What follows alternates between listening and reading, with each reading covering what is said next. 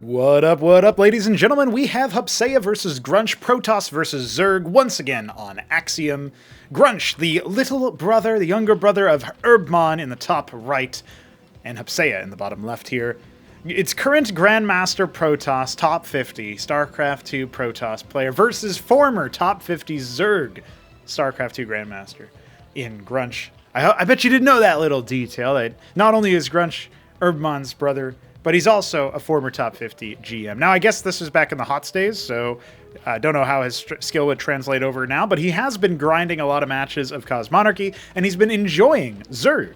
So, always nice to get some PvZ action. I feel like it's one of the most hype matchups here, and if you guys have seen one of the latest ASL semi-finals, then you guys will probably know what I'm talking about. But I think in all versions of StarCraft, but especially StarCraft 1, and perhaps especially in the future Cosmonarchy, I feel like PvZ is a pretty legit matchup. So we're going to see how it goes. Of course, Hupsaiya has been trying to be in the lab, figure out some strats. He's definitely been playing. I think this is one of many games that they played, and I have a little bit more analysis to share afterwards based on some DMs that I exchanged with Grunch. But he sent this replay in, and he was like, hey, check this out, and maybe you'll get some thoughts on it, because Hupsaiya was talking about some things about the way that Zerg macro works and how it's very, very different, and how he's maybe struggling for some ideas. Now, I don't know what that confers as far as like who wins this game or whatever. I wasn't told the outcome of it, but this is just a game that was selected between their matches that I think they'd both like some ideas on. So it is going to be double Lattice. Now, Lattice is a bit more expensive than the Gateway. For those who don't know, in Cosmonarchy, we've got way more units. You can harvest gas directly from the geyser, etc., etc. It's like 50 units per race on average. Now, the Lattice gives you 5 units that you can train that are of the robotic persuasion. And you can see here a Vassal is going to come out nice and early. This is going to act as a little bit of an annoyance to Grunch, but mostly it's going to be here for scouting. Meanwhile, on Grunch's side, he has neglected any Vespene for now. He's going to go for the classic sort of like, I think this is like a 9-10-ish hatch into the 11-12-ish pool follow-up. And that is what he is planning on doing here. I'm not sure if he's following exactly the same timings that we have developed in, for example, the competitive play, because we do have paid tournaments here, but he's going straight into another hatch here. So this is something a little bit different. We're already seeing a bit of a, you could call it an innovation or something different that he's doing compared to the other Zergs. I'm sure Neblime and Taco Cake, and I feel like we have another Zerg somewhere lying around. No, I guess not in Throne Room stage anymore. Everybody else is fucking Protoss. But you know, Newt is still hanging there with the Terran flag, flying the Terran flag, and Neblime and Taco Cake are probably going to be looking at this game and wondering what's up. So you can see the Vassal forcing a little bit of a commotion, a ruckus, but the Quasis are about to hatch, so good burrow micro here is going to prevent any real damage, and of course Hupsaiya will now scout that there is indeed a natural base here. So, you know, aside from using flash shielding to get some, you know, a couple of engagements, tickle the Quasis down a little bit of HP, and then fall back, he's going to have to wait for a more significant amount, a critical mass of Vassals. And he's actually going for a more aggressive opener here. I mean, we have the Spraith going to be coming up here, the Spore Colony equivalent for Grunch. You don't need an Evolution Chamber for that. In fact, there is no Evolution Chamber. Now, this is a little bit unfortunate, running straight into all of the Quasis that were defending that natural hatch. So Hupsaiya is going to lose a couple of his Vassals, and that's probably going to cancel plans for a critical mass attempt, especially as he's being pushed out now. You can see there's a lot of Quasis that are going to be moving across the map. So we're going to have to wait and see what Hupsaiya's response to this is going to be. Since he does not have a move here for a Nexus, he is floating a little bit of money now, so I'm assuming he's banking for that. I should say banking instead of floating, because this is very obviously deliberate. He's going to go ahead and try to take a natural, but he's mostly going to be relying on these idols on the high ground in order to rain splash damage upon the Quasilisks. And I feel like at this point he won't really be able to do too much, or maybe it's going to be a Grand Library instead from him. Now engaging from the high ground, using the Vassals to deal with some of the softened up Quasilisks. It's not necessarily a horrible idea, but he's definitely going to need to be a bit more judicious about that, and an embassy back home. Still no additional lattices for production, and definitely nothing else. Now, this burrow is a really good situation here for Grunch. He can decide to unburrow and see, you know, charge up here, and Hupsaiya, he knows that something's fishy going on. He's like, where did all the Quasis go? But he can't actually quite find them yet. So now he's going to be thinking about dropping that. It looks like he canceled whatever was in the lattices. Maybe it was golems or something, and he's going to go ahead and drop his Nexus. Thinking about maybe moving out. Yeah, that's a little bit risky, obviously, because the burrow here, not something that Hupsaiya actually saw And now that here we go. It's gonna stab in, maybe kill this pylon for a little bit of free damage. He's actually trying to go after the Nexus, and the units are a little bit out of position. So it immediately gets canceled, which I feel like, I mean, maybe it was a bit premature. Also, we have double Zork coming. This is definitely a mistake here. So Grunch is maybe also focusing pretty heavy on that. Now getting sandwiched from multiple fronts, the Vassals being the main target here. But the Idols do need to walk away. This number of Quasis can still maybe frag an Idol since they only has 1 armor and the Quasi has 1 armor pen. Nice little body block with the Scribe, actually. Definitely going to come in the clutch there. Only 1 more Vassal will end up going down after all.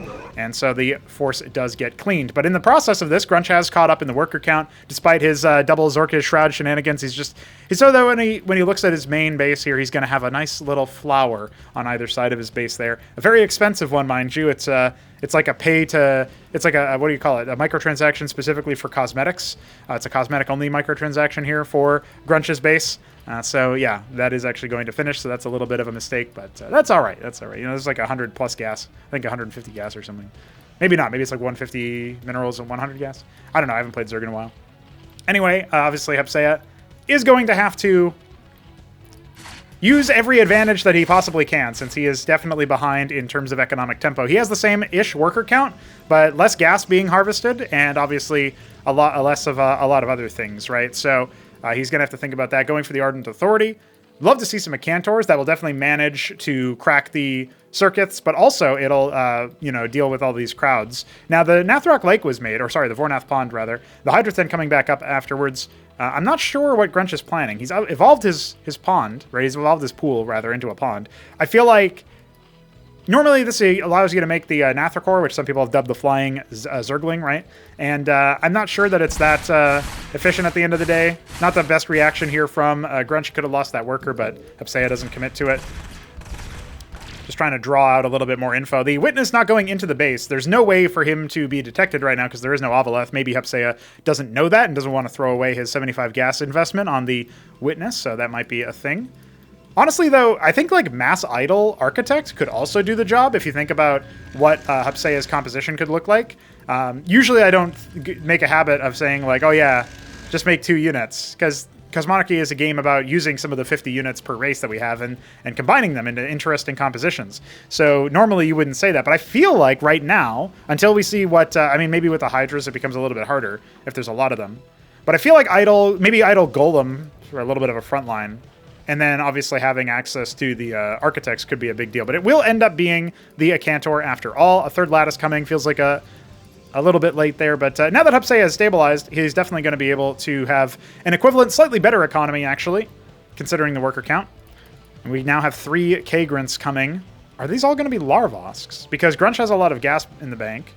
Let's see what he ends up doing with those. I'm very curious as to what he's intending. He's obviously got the Gorgorkors. Yeah, these are... no, it's a Spraith, a Larvosk. Okay, it's going to be a double Larvosk and then the Spraith to protect it. I guess that makes sense because we do have 13 Vassals. Again, these 2 players have played against each other. Like I think they played like 10 or 11 games or something in one night. So presumably this is something that they were both aware of. Like, oh, he sniped my Larvosks in previous games and blah, blah, blah. And so, yeah, the Idols still just pretty small in count, but now getting 3 more. Second Acantor nearly complete at this stage. 15 Vassals and counting. Going to fly over here and maybe try to ignore the damage machine that is the Spraith and just try to pick off these Larvosks. They're very weak, and they cost 125 gas a pop. So they can be pretty good scalps to take, because remorphing them is expensive. If you don't know, in Cosmonarchy, when you kill a Zerg structure and it's a mutated structure, or a Zerg unit and it's a mutated unit like this Bacthylisk is about to be, then it returns back into what it originally was. So that ends up being something that helps, I think. Now, let's see. Is he going to ignore it? Yeah, exactly like I said. No, he's actually going to go after the Spraith. Hey, I don't hate this, but it does mean that the counterattack can happen. Unfortunately for Grunch, most of his units were off in the wrong spot, so he offers up a Zorius. I feel like the optimal target here was definitely the Larvosk. Now, the Gorgorkors don't do great damage versus the Vassals, so honestly, I mean, I wouldn't... It sounds crazy to say, but these 17 Vassals could have picked a Gorgorkor there. I feel like if I'm in Hupsaiya's shoes, I'm looking at that. But he's got 3 Acantors. He's got something like 9 Idols right now. Of course, making more workers on non-stop situations. He scouts the Gorgorkors. He's going to add some static defense so that the worker raids can't come in without costing Grunch some of his own investment here. And we have a lot of Hydras coming from the Larvosks. Yeah, I feel like in basically all of these Vassal plays, Hupsaiya could have done more damage. There's definitely play in those positions, but, you know, he did a little bit. He forced Attitude out of Grunch. Now Expenditure coming in. Here's the Acantor shots. You really cannot engage into that. The Idol's softening up those Gorgon cores so much.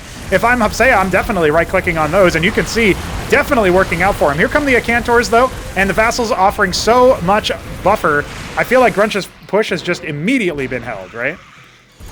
And none of the Acantors died. I think maybe 1 or 2 Idols ended up getting picked. We can control-click on them. Yeah, it looks like he ended up losing 2 Idols, and obviously a lot of Vassals. But if he adds more lattices, he can definitely reproduce those. So going Robo only right now. Only robotic units here for Hupsaiya. This is a little bit scary, though, because he can get surrounded. The Zoryus, if they make a connection, they immediately speed up the incoming attack. You can see the flank from the other side, from downtown. And unfortunately for Hupsaiya, his army is going to end up getting completely shellacked by that. And that's Hupsaiya, I think, overextending a little bit there in that situation, because he hadn't re-scouted his opponent really using this witness that he's had over here. I mean, maybe then he even should have seen the rallies coming out non-stop, right? Let's see what else he can do. He didn't end up making more Acantors. It was a Positron instead, and those are not going to be as efficient. But yeah, that's going to be a GG, a nice and early call. Man, that's a little bit rough from the side of Hupsaiya. He wasn't able to get it done.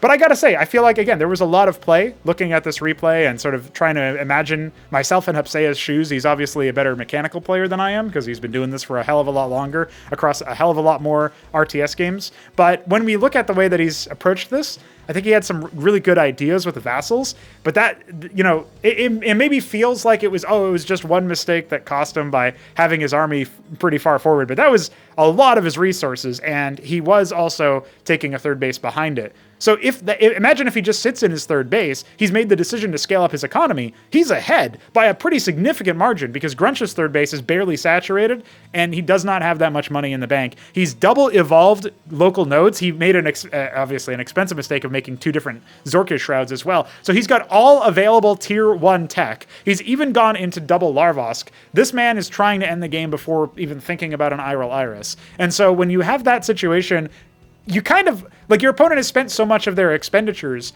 on that tier 1 specialization to try to win the military game.